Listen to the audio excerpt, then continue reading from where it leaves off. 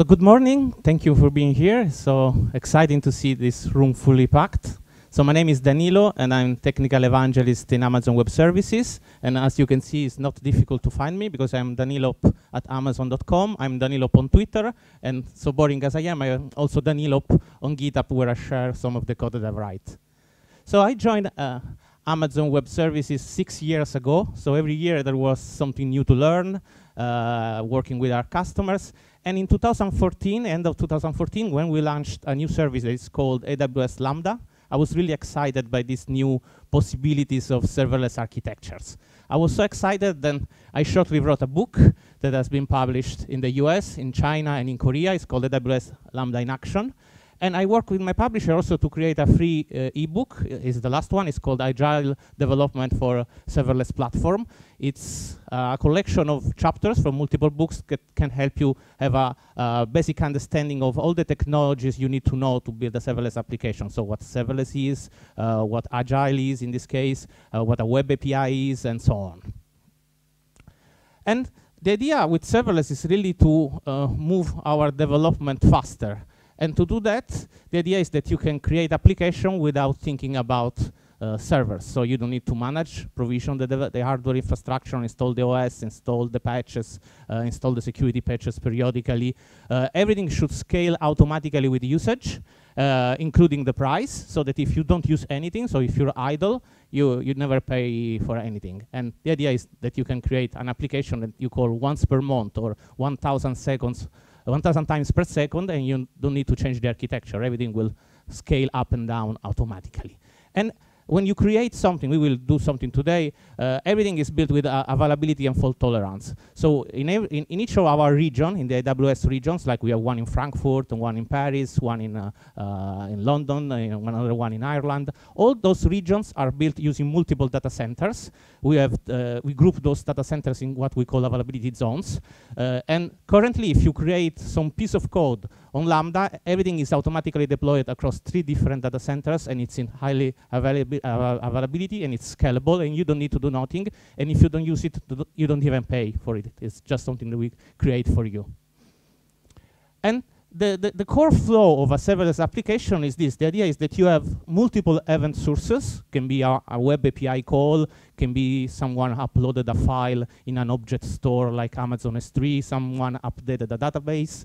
This can trigger your business logic. That is a function that you can write in lots of different languages. So we currently support Node.js, Python, Java, C#. We recently also added the support for .NET Core 2.0. And also we recently added support for the Go language. And there's no dependency, no libraries that you need to do. It's really just your code, and you just need to understand the syntax of the event that you receive. And then your function can do anything. Normally, you have internet visibility, so your function can call other internet services or do whatever you want. If you want, you can connect your Lambda function to your own private data center on AWS, and then, for example, access your own private database or your own private data. It's really up to you. And we've seen customers use this to build lots of different applications. We have like web application, probably is the most common example, backends, so mobile backends, API-driven backends. But we've seen serverless being used also for other use cases, such as data processing. It's very easy to use Lambda for real-time data processing together with other services that we provide, like Kinesis. We have an open source project on the AWS account where you can do MapReduce with Lambda. So basically you give some big amount of data on Amazon S3, and the Lambda function can start in parallel, work on this, and then in parallel, and then reduce the result altogether. And something similar, for example, there's Fannie Mae. It's a federal agency in the US. They monitor the mortgages in the US, and they run Monte Carlo simulations using Lambda. And in this way, they can scale from 0 to 1,000 concurrent executions. So it's like 1,000 servers in a few seconds, and then they can scale down in a few seconds when they don't need this power again. So really, really flexible. And we've seen lots of interest in chatbots and building skills for Amazon Alexa, so conversational interface where you can power the business logic of your conversation using Lambda function. And one other use case where we've seen lots of interest is, all those little scripts that we write to manage the infrastructure that sometimes run somewhere and sometimes they don't run and you don't know why. If you put that on Lambda, normally the cost is 0. We will see why. And you can schedule that in high availability, so your housekeeping scripts that clean the stuff, moves the stuff, take some backup from database, you can run them in a Lambda function. They're highly available, multi-data center, as I said, and it's a very nice way to start automating and also adopting this new technology. And as I said, you have almost no cost if you use Lambda for IT automation, because with Lambda you pay by the hundreds of milliseconds of execution time, so it's really fine-grained. So if you don't run it, you don't pay. And there's a very small request charge also for the invocation, but this is usually has less an impact than the compute time cost. And there's no minimum. You don't even pay for the storage. So if you upload code to Lambda and you don't use it, you have 75 GB of space for your code, and it's without any cost. And on top of that, we have a free tier.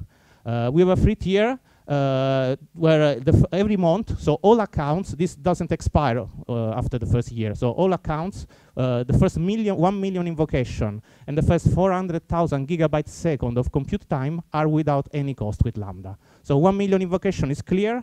400 gigabytes seconds means that if you give 1 gigabyte of memory to the Lambda function, you have 400,000 seconds. And since the pricing with Lambda is linear with memory, the more the memory, the more the cost. If you reduce the memory, you get more time. So if you give 128 megabyte of memory, it's the minimum that you can give to a Lambda function. It's 1/8 of 1 gigabyte. So you multiply by 8, you have 3.2 million of seconds for free every month. And we've seen startups building applications with thousands or tens of thousands of users without any cost with Lambda. And then if your application is successful, you start to have some cost, but usually that's not a problem. And as I said, the cost with Lambda, the more memory you give, the more you pay. So the first idea would be, okay, I give the minimum amount of memory, so I pay less. Actually, when you get more memory, you also get more CPU and more I/O capacity, because we create a container, we are partitioning a physical server somewhere to give you this power. So if you give more memory, you also get more compute time. So probably your function will also be quicker. So at the end, reducing the time, you can absorb some of this cost. So this is an example of a completely compute-bound function. You create a function that computes all the prime numbers below 1 million, and we run that function 1,000 times. If you give the minimum amount of memory, 128 megabytes, this takes slightly less than 12 seconds, and it costs 2.4, 2.5 cents. If you give more memory, you also get more CPU, so it finishes quicker. And if you can see, with 1 gigabyte, you can get 1.5 seconds to get the result, and the cost is exactly the same. So not all functions are completely compute-bound, but consider that maybe you can play a little bit, and maybe you double the memory, and your cost increase just by 10 or 20%, the Lambda cost, I mean. So it's something that you should play. By the way, we increased the memory limit, so now you can reach up to 3 gigabytes in a function. And just to, since we continuously add power, if you go beyond 1.8 gigabyte of memory, you start to see 2 cores in your function. So to use all the computation, you need to have at least 2 threads or 2 processes. Otherwise, the single thread will be the bottleneck, and you don't use all the CPU power that we give to you. So this happens at past 1.8 gigabyte. And there's lots of integration with other services on AWS that can be used as a trigger for your business logic. So definitely endpoints is very common. So you can have the Amazon API gateway that receives an API call, a web API call, and can trigger a Lambda function to execute the business logic of your backend. This works also with IoT devices. You can have IoT devices that trigger Lambda function to power the business logic in the backend. Amazon Alexa to create conversational interfaces. An interesting use case is data stores. So if you upload a file, for example, on Amazon S3, like you create a mobile app, the mobile app uploads a file on Amazon S3, then you can trigger your business logic that maybe is building thumbnails for this picture, is using AI services to understand what's inside this picture, doing content monitoring, whatever you want. And there's also management tools, so you can integrate Lambda with code committees, our Git repository. So if you trigger, you commit your code on this repository, it's private Git repositories, you get maybe to execute something automatically for managing your deployment, and so on. There's also crowd events, and there's also SNS. SNS is interesting, is a publish a subscribe service, so you can create topics. For example, I have a topic whenever a new user is created, and then you can subscribe to this topic, and you can create subscription depending on the data that is published. Like if a new user is created and is based in Romania, trigger this function. If it's based in the UK, trigger another function, because maybe for tax purposes there's some difference in the business logic. And the execution model of Lambda is not always the same. So when we launch this function, there are two main categories. So we can launch this code synchronously or asynchronously. So services like the API gateway is triggering Lambda function synchronously, because you need to understand what's the response from the Lambda function. So you need to trigger the code, run some business logic, and get a response that you give back to the client. Other services like S3, our object storage, they use an asynchronous invocation. So you upload a file there, you start a function that is processing these documents, but S3 is not concerned anymore in the result, so this is completely asynchronous, and the function starts and goes and can run for a few milliseconds or a few minutes just asynchronously. Nobody will listen to the feedback. And there's a third way, it's stream-based. It's for data streams where order is important, because with asynchronous invocation, we don't preserve orders. So if you upload 1,000 files to S3, we trigger 1,000 functions, but there's no assurance on the order of that. Sometimes if you receive a stream of data from a database, for example, order is quite important, no? Because if you update something and then do another update, the order of the updates is quite relevant for the final result. So we have this different stream-based execution model where we preserve the order of the execution with services like DynamoDB and Kinesis. The main important difference here is how you manage errors. For synchronous invocations, if there is an error, you get it immediately, and you can process it. If there is an asynchronous invocation, like you upload a picture on S3, and then you want to analyze the picture to understand if the content is okay for your website, you can do that with AI services, for example. Maybe someone is uploading a picture that is not a correct file format. You get an error. S3 is not there waiting for your response, so you need to manage that. So how can you do that? For asynchronous invocation, we automatically retry functions 2 times, and then you can create a dead letter queue, so a queue or a topic where we publish those errors that we can manage, and you can manually or automatically listen to this dead letter queue where you receive the events that are creating errors for your functions. So keep that in mind for your architecture. Another important topic is permissions. So sometimes I see developers, when they create their first Lambda function, that we force you to give some permissions to this function, but normally when you develop locally on your laptop, you don't have to think about permissions or security. I think this is a very good practice, so I think development security should be part of any development project, of any architecture project. So I see this additional complexity as a good thing.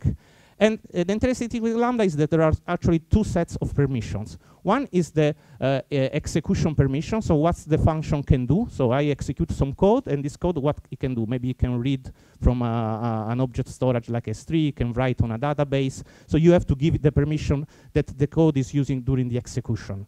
The second part is who is able to run the function. And this can be another application, can even be an external user.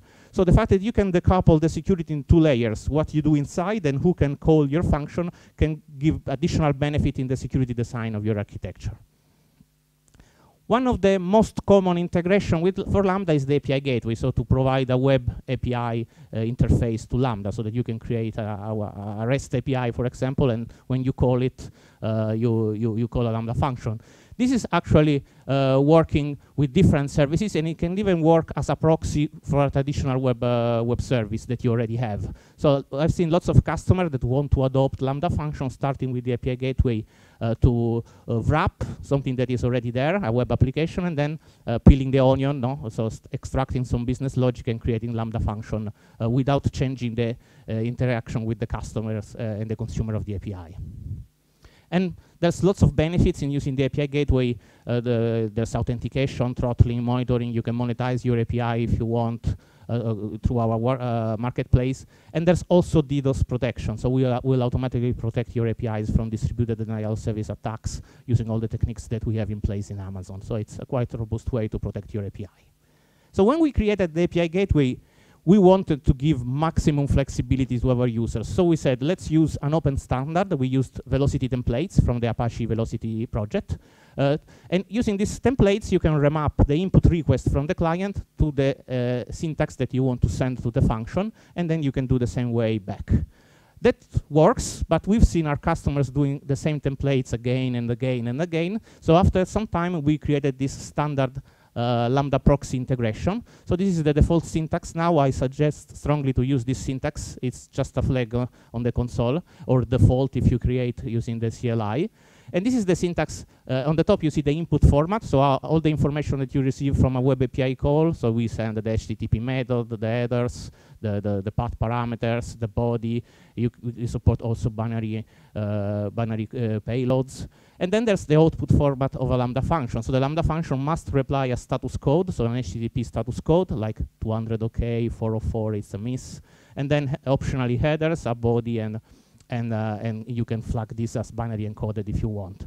So if you start playing with Lambda, you get an error from the API gateway. Most probably you don't respect this syntax in the answer back, and you get a 500 error from the API gateway. So double check this. So let's see how this works actually. So I have here, no, not this. I have here my Lambda console, and I have a couple of very basic functions, sort of hello world functions, where you give your name and you say, you get hello by your name. And let's open them. So I already have them open here, but this is the new one. So this is greetings on demand. So this is a function that it's just, you give the name and you get hello by your name. And if you don't specify the name, you get the classical hello world. So in the new console, we created this dependency graphics. So on the right, you see what we can do. And you can see that one of the things that we can do is write logs. So that's why you always need permissions in a serverless world, because it's a distributed environment. You can't trust anybody. So if you want your function to write logs in a centralized repository, you need to give those permissions. So if you don't give any permission, your function will not be able to write logs. So that's not good, as you can imagine. And on the left here, there's nothing. Those are the triggers. So who can trigger this function? There's nothing. So this function is all alone in the cloud. Nobody is calling it. And it's more just for demo purposes. This is the new editor. We acquired a company from the Netherlands. It's called Cloud9. We acquired the company a couple of years ago. And it's now integrated in our portfolio. So it's a service. And it's also the editor you can see here.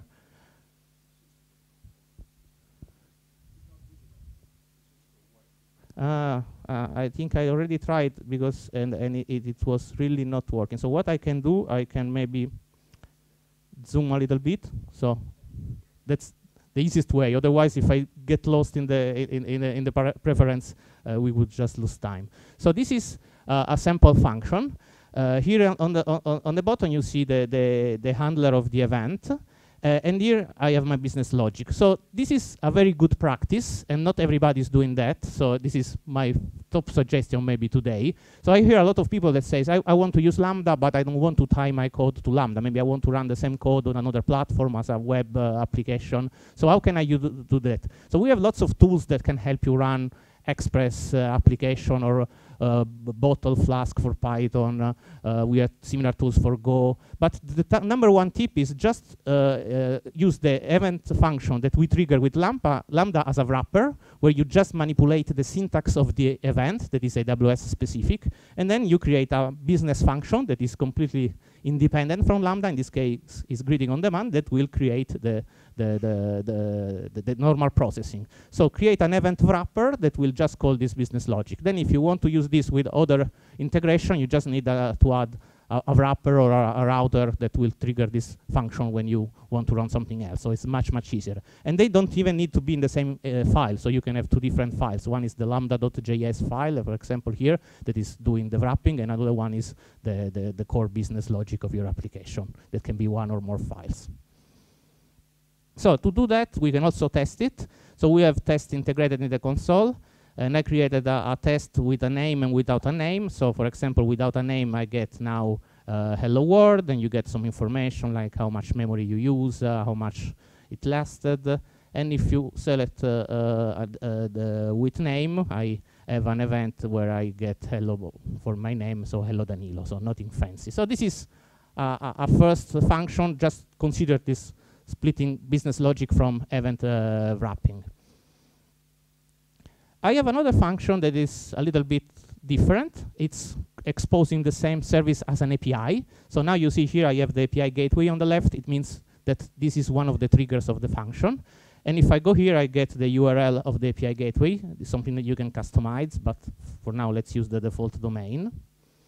And this function has, guess what, exactly the same business logic as before. So this code here is just a cut and paste. And then here I have the event handler that is now a little bit more complex because now I have to manage the syntax that was in my slide. So I'm looking into, for example, the event query string parameters. And then when I get the result back from my business function, I can't send this result straight out because I need to respect the output syntax. So I have to give the status code and other information. So I created an internal function here, this one, that is basically taking the optional error and the message, and then it's wrapping this with the syntax of the API gateway. So in this case, you can see I have a wrapper both for the input and for the output of the function, and my business logic is completely independent. I didn't need to change that. And as I said, it could have been in another file, in another part of my code repository. So this is an example of how that good practice works. So you can add multiple events triggers. You can move this to a different platform. Your business logic is untouched. You just need to manage the integration and the wrapping, unwrapping of the event. And now we can use this amazing function. This is a URL that it goes on the internet. And guess what? We get hello world. And if I give here my name, I use query string parameters. So I give now my name in the URL. I get hello Danilo. So this is, as I said, running completely in high availability across 3 different data centers. I'm using Ireland now, so it's close to Dublin, but there's other regions that are close to Romania if you are sensitive to latency. And this will automatically scale. So I pay, considering the free tier, I only pay if I use it more than 1 million times per month, and then it will automatically scale from 0 to thousands of requests. So this is just to give you a brief introduction to how Lambda works and how you can use it. But the console, I like it, it's good, but if you start to create an application, so we want to go beyond function in this session, after 2, 3, 4 functions, using the console probably is not the best approach. That's why my suggestion, and this is for everything, not just for serverless, think of a way to map your infrastructure, your architecture into code. Now that all the cloud provider provide automation, you can describe your resources in the cloud in a text file, and then we can use this text file to create the Lambda function, the database, whatever you need.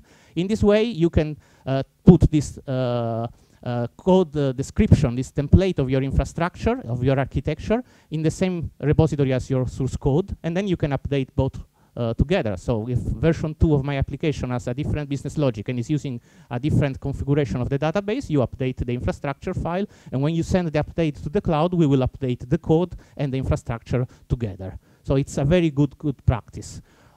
And we have a tool that can do that for everything, virtual server, containers, and it's called CloudFormation. It's been there for quite a few years. But it was created before serverless, so it was very verbose with serverless technology. So we saw that the user experience was not good. So I'd like to introduce you to SAM. SAM is our serverless application model. It's an extension of CloudFormation that is specifically designed to describe a serverless architecture in a text file.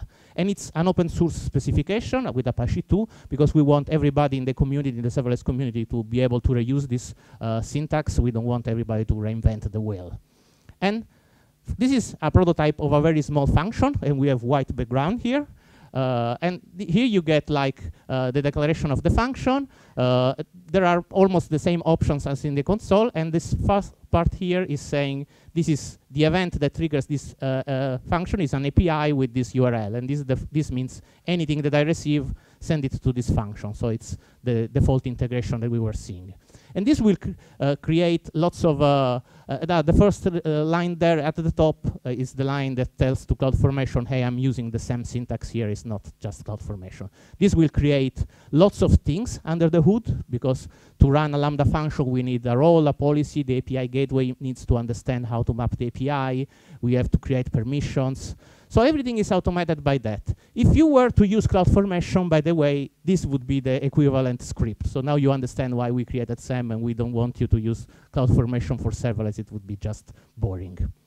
And when you have this file, so you can put your code somewhere. You can put this template describing your serverless application with multiple functions, database, whatever. You can use these two commands that you can include in your continuous integration and continuous deployment pipeline. And the first one will package everything and put it in the cloud. And the second one will take this and deploy this, creating an actual implementation of what you describe here in code and infrastructure. And this deploy is also managing updates. So if you send the same, if you change something in your code or you change something in your architecture and you redeploy, we will not create something new. We will check the difference, the dependency, and we will automatically update your environment to the new version. So you can just loop on these two commands every time you want to deploy the new version. Everything is managed and automated. And you can create something like this, where you have lots of database triggering functions, triggering stuff. Actually, this makes no sense. It was just to create something nice to see. And when I created this, when you start to do thinking the architecture that are a little bit more complex, still the same syntax is a little bit boring, because you have to translate this into YAML. So I created this project. This is a personal project. It's not endorsed by AWS, and it's open source. It's called Serverless by Design. And with this project, you can graphically design your architecture, and then you can use it just for thinking, brainstorming, and then you can, I can automatically generate the same template for you. So let's just have a look at it. So let's go here. No, here. So this is the application, and this is actually the GitHub repository. So if you want to have a look. So it runs completely in the browser. So there's no running on the cloud. So you can download it locally and play with it locally. You don't need an AWS account to use it. And you can start, for example, to say, hey, I want to create an API. So I need an API gateway. This is my API. Then I want to add a Lambda function, and this Lambda function is my backend. So because all the business logic from the API will be executed by this Lambda function. And this Lambda function needs to read and write from an S3 bucket. So this is an object storage where you can write and read files. And maybe I also need a database table. So I can use DynamoDB, for example, and I can create a table here. And then you can connect this, and I will automatically infer what you want to do. So this is an integration. This is a read-write from the bucket. This is a read-write from DynamoDB. And then maybe you want to brainstorm and do something more. So maybe I want to add another Lambda function here that is my bucket processor. And every time something happens on the bucket, I want this Lambda function to be triggered, so they can process this logic. And I can create another Lambda function here that is my table processor. And this table processor, every time I write something on the database, I update something, is triggered, and it's my business logic. So maybe I'm satisfied with this. I can create a picture and put it into my slides. Or I can just go here and give it a name. So this is my demo app. Choose between Node and Python. I only support those two for now. And then you can export the same template. And since this is open source, a guy in Dubai in one day added support also for the serverless framework. It's an open source framework that has a different syntax, and it's more scaffolding oriented, I would say, like Ruby on Rails or Express. But for now, let's use SAM. So I can click build. This is just a reminder of those two commands. I can open this zip file that I just downloaded. And here I have my application. I can go now into this directory. So let's zoom it a little bit more. So this is under downloads, my demo app. So as you can see, there's the template and the other files. So let's open just an editor. This is the template where I have the description of the function, the resources, the buckets, the permission, everything is described here, and you can then edit it because it's much easier. And then I have the starting code for all of my functions. Those are just empty functions for now. And if I want to build this, I can, for example, just go back here. So let's go here. So I have, let's put my bucket here. I have a bucket with, guess what, Danilo? Oh. And then let's go back here. I just paste these two commands. So the first one is packaging the code, and the second one is uploading. And now if I go on AWS, I'm actually building this infrastructure. And this automation can be used to build one environment, your production, but you can create multiple environments. You want to run some tests, you create an environment, you use it for a few hours, then you destroy it.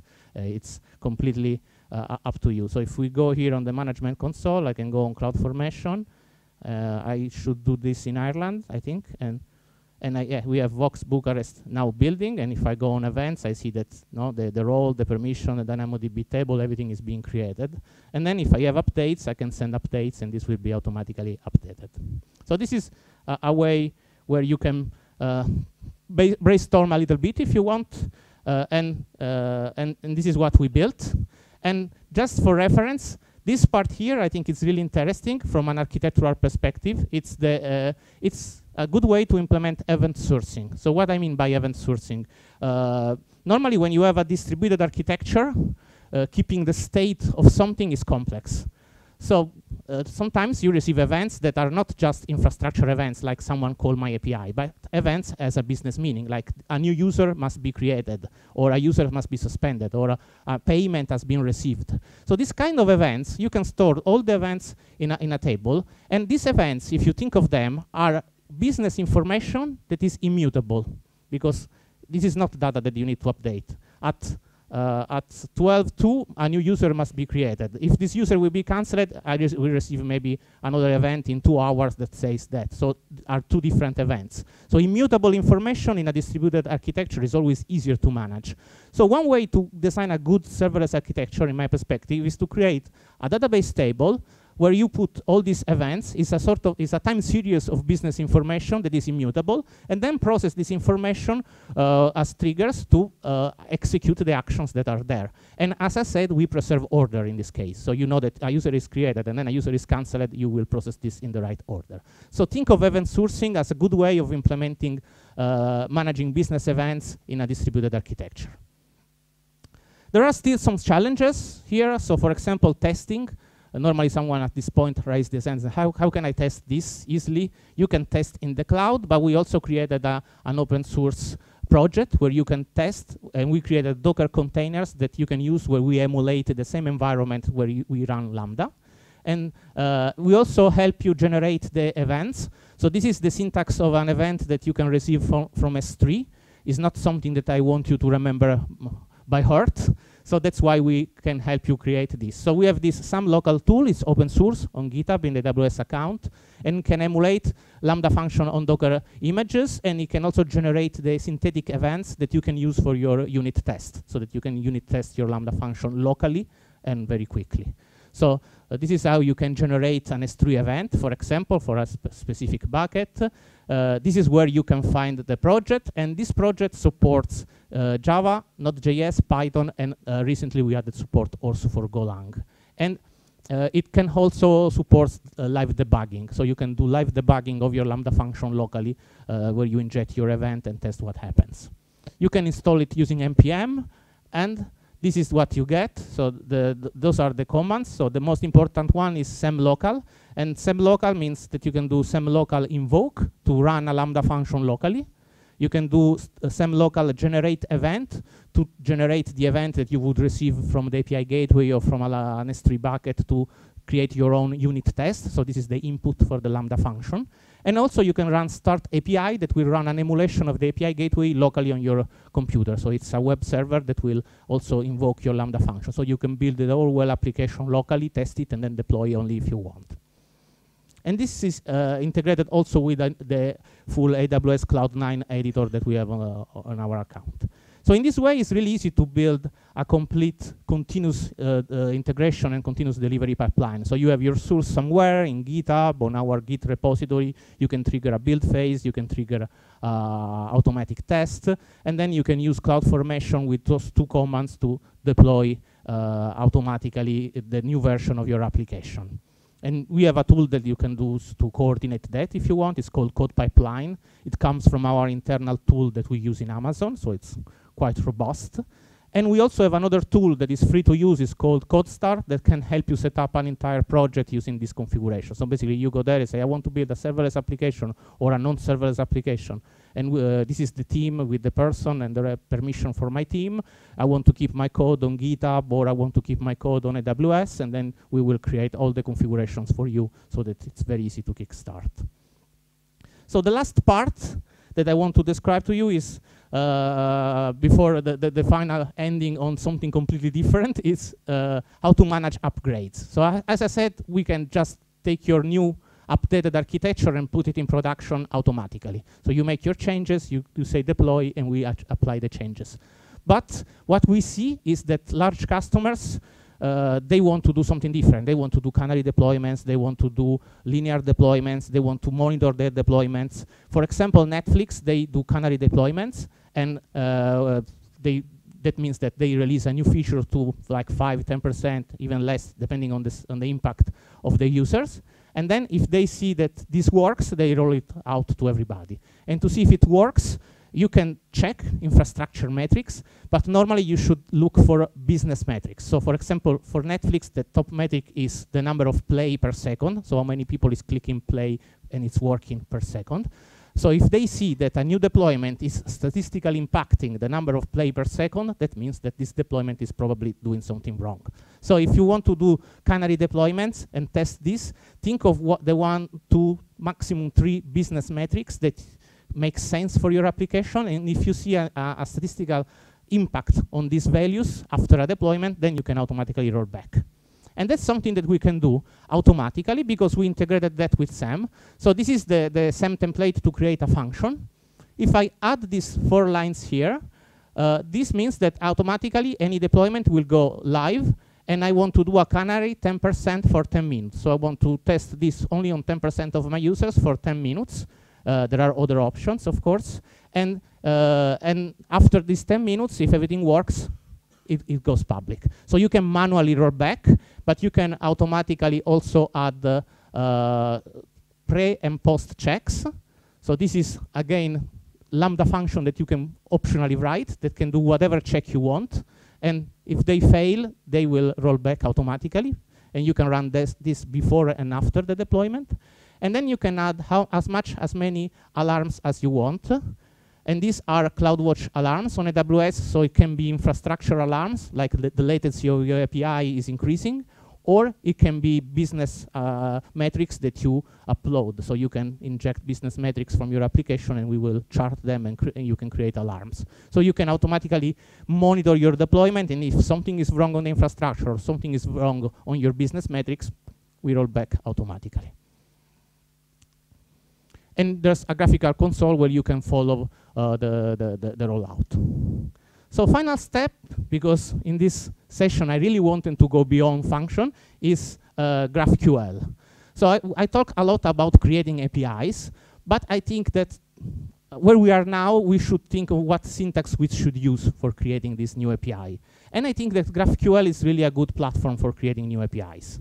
So with GraphQL, normally with all the traditional approach, even if you try to respect the REST architectural model as much as you can, we've seen customers ending up with having lots of different endpoints, because maybe you want to build a blog and you have a /post URL where you give the blog post, but then you want to get only a subset of the information, then you want to search by title, by author, and even if you can do probably something better than this using the REST model, still is not very easy and flexible. With GraphQL, that is an open standard that started in Facebook a couple of, 3-4 years ago, and now it's been endorsed in a lots of APIs.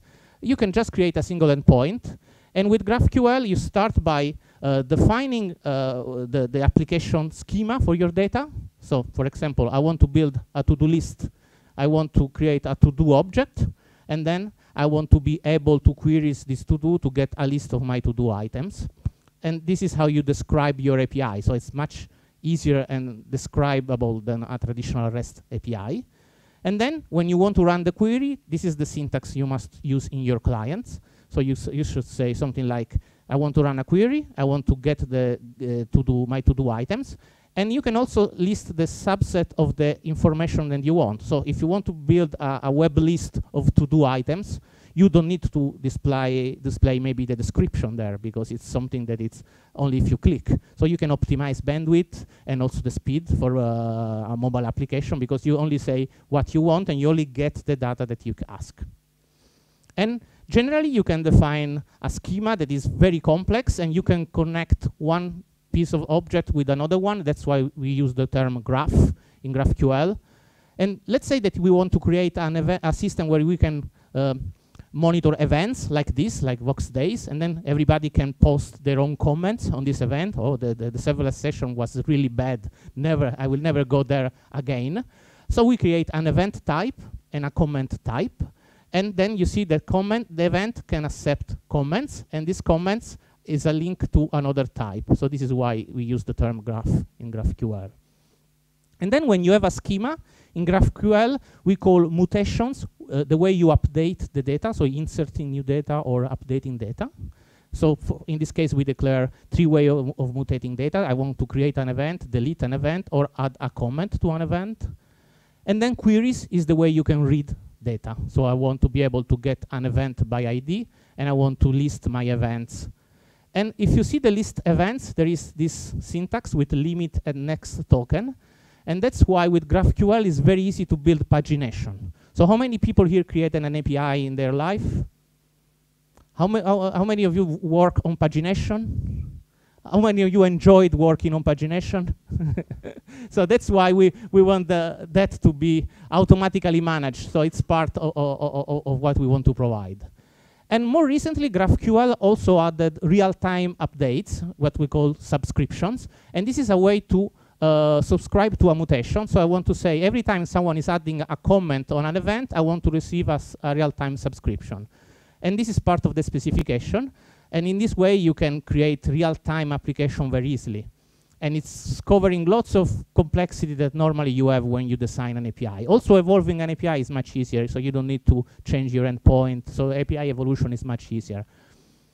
To make this easy to use, we launched a new service last year, and the end of the year is called Upsync, where you can create your own GraphQL schema, you upload it, and we can automatically map this schema to DynamoDB tables, so a NoSQL database, to the execution of those Lambda functions that we just see, or to our fully managed Elasticsearch service, so you can run queries on Elasticsearch using GraphQL. And then your client can connect and run their own queries, mutations, subscriptions. We use the open source Apollo client for GraphQL, and we added an SDK that can manage real-time subscriptions using WebSockets, so you don't need to do that. You just need to say, every time I receive a subscription, trigger this function in my client code, and it's managed by the SDK that is on GitHub. And you can also manage authentication if you want with users. And we've seen lots of use cases, like, for example, using those small Lambda function, you can very easily write a wrapper for a legacy system. So maybe you have a legacy trouble ticketing system. You can write a Lambda function that can map the input and the output, and you can create a GraphQL interface to a legacy system with one Lambda function, so very easy.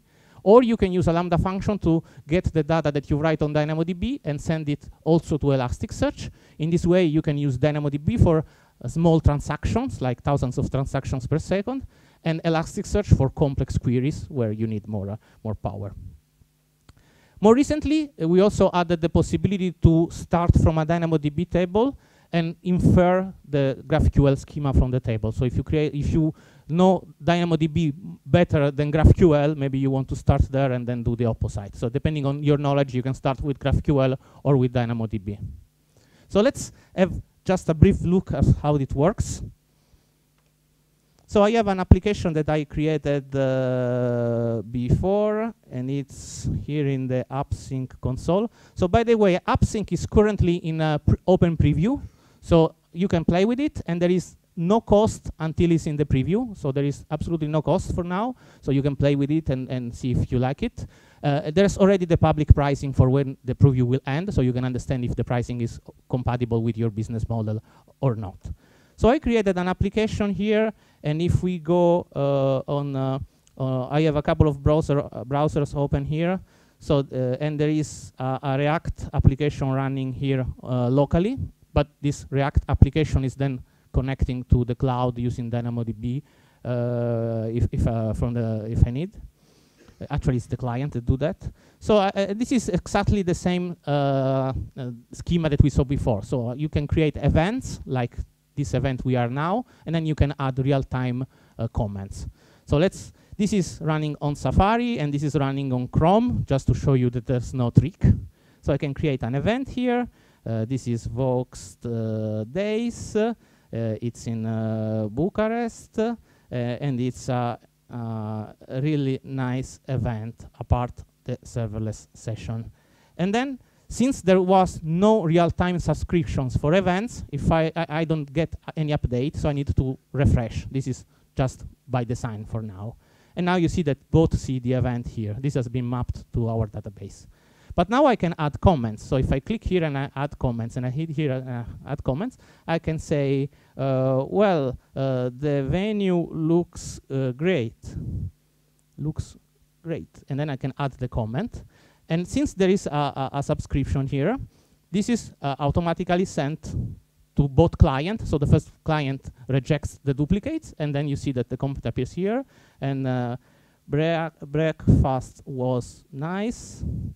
I can add the comment, and then it's sent to the other side.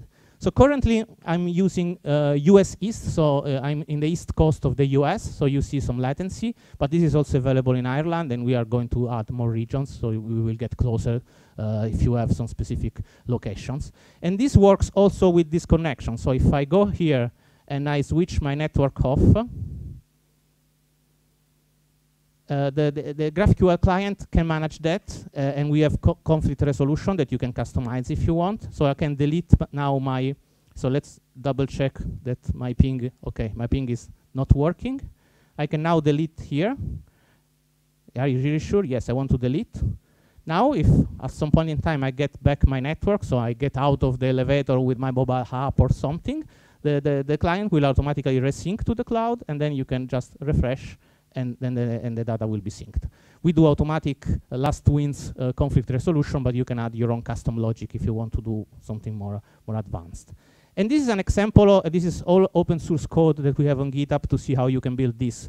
We have this for React Web, we have this for React Native, and we have this for native iOS and Android application if you want to build something more focused on the mobile. And in a similar way, I can create an API. For example, now I want to create a bookstore API, for example, in GraphQL, and I already have a table. So I just create the API. I can then create a data source, and the data source can use, it's my books, and I can connect this, as you said, to a DynamoDB table, to Elasticsearch, or a Lambda function. Let's use a DynamoDB table.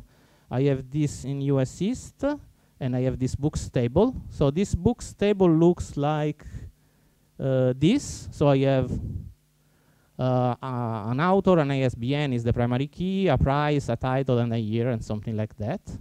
So it's just a standard stuff.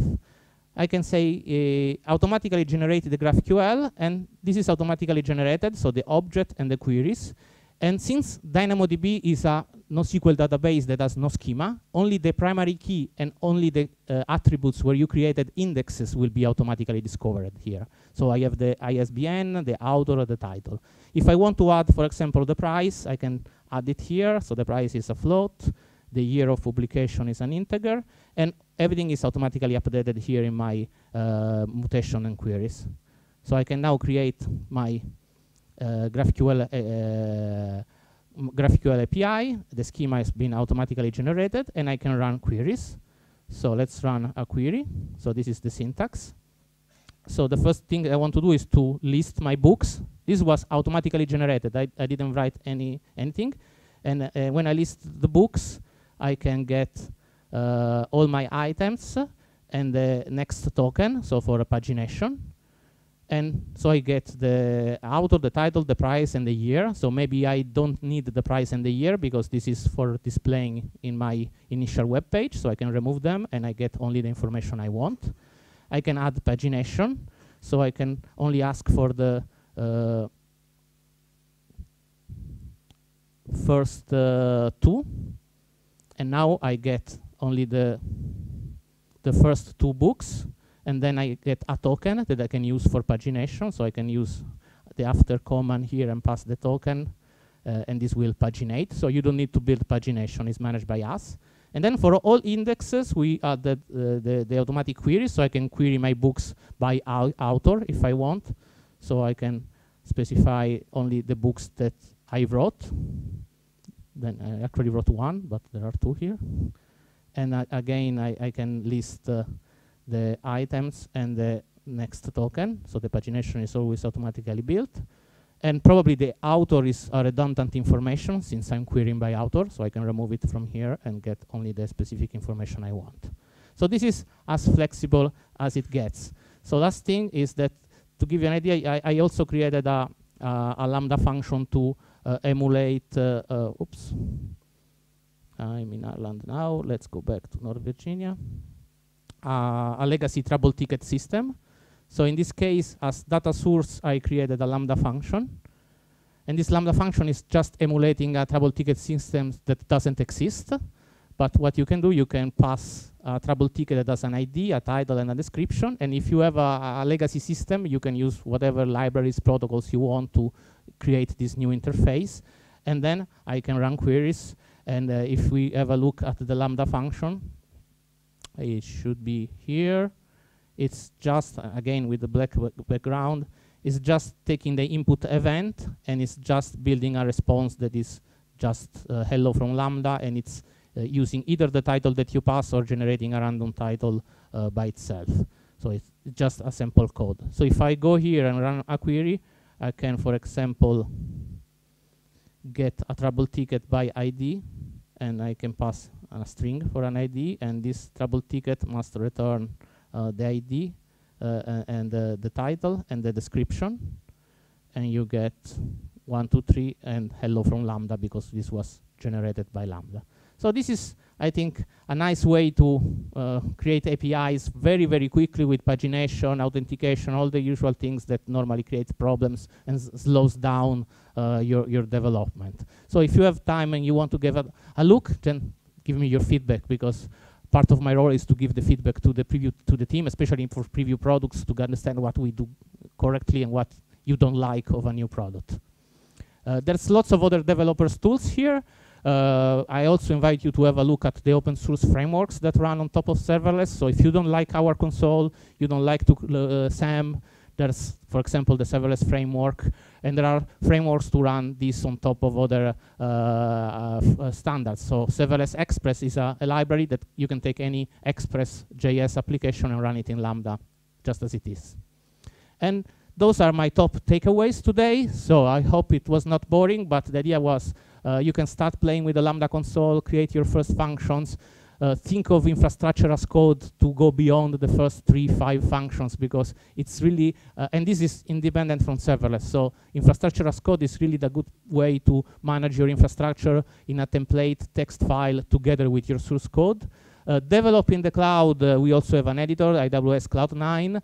Build your own continuous integration and delivery pipeline. It's super easy now with the tools that we have. If you need to build a new API, consider GraphQL compared to the standard REST APIs, because the tooling is getting very good there. So there's our backend, but you can use lots of open source tools to do that. I think it's really an interesting approach. And if you build a serverless application out of this session, that would make me super happy. We also have the serverless application repository. It's a place where you can publish and share your application. You can do that privately in your account within your company, but you can do also that publicly. And it could be a good way to share your knowledge with the others or learn from other people, because there's lots of applications there where you can see how to build a web application, a URL shortener or stuff like that using the serverless approach. And with this, thank you.